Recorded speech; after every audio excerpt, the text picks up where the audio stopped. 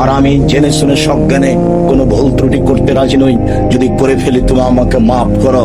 আমি একজন সাধারণ মানুষ, তোমার দরবারে ক্ষমা ভিক্ষে চাই। তুমি বড় ক্ষমাশীল, তুমি বড় দয়াশীল। আমি বড় অপরাধী, আমি বড় গুনাহগার। তোমার দরবারে ক্ষমা ভিক্ষে চাই, তোমার দরবারে তাকওয়া সম্মান ভিক্ষে চাই। তুমি কবুল করো। তুমি কবুল করলে কেউ ঠেকাতে পারে না।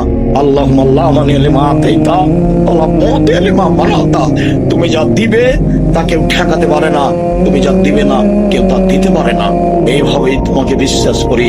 তোমার নবী মুহাম্মদ সাল্লাল্লাহু আলাইহি ওয়াসাল্লাম যেভাবে বলেছেন, সম্মানিত দিনী ভাই বোন, সদাচরণে সবচেয়ে দামি জান্নাত পাওয়া যায়।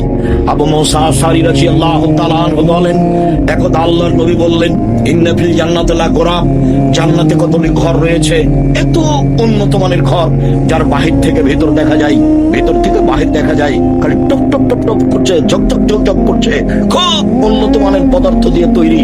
সাহাবীগণ বলছেন, আল্লাহর নবী, লেমান হাজিহি, এত দামি ঘর কে পাবে?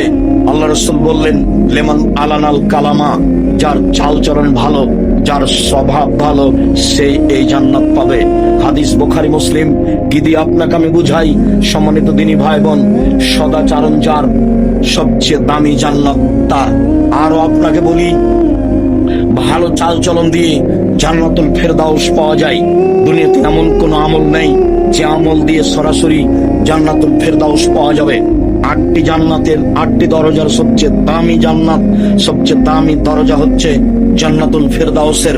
রাসূল সাল্লাল্লাহু আলাইহি ওয়াসাল্লাম একথা বলছেন, পৃথিবীর মানুষ শুনে রেখো, আনা যাইবুন বিবাইতিন লিমান তারাকাল মিরাহা ওয়া ইন কানা মুহিক্কান।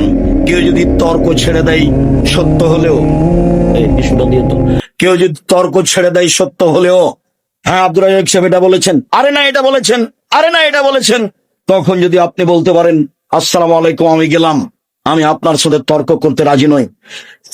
মুহাম্মদ সাল্লাল্লাহু আলাইহি সাল্লাম বলেন, যে ব্যক্তি সত্য হলেও তর্ক ছেড়ে দিবে, আমি মুহাম্মদ সাল্লাল্লাহু আলাইহি সাল্লাম তাকে একটা জান্নাতে ঘর নিয়ে দিব।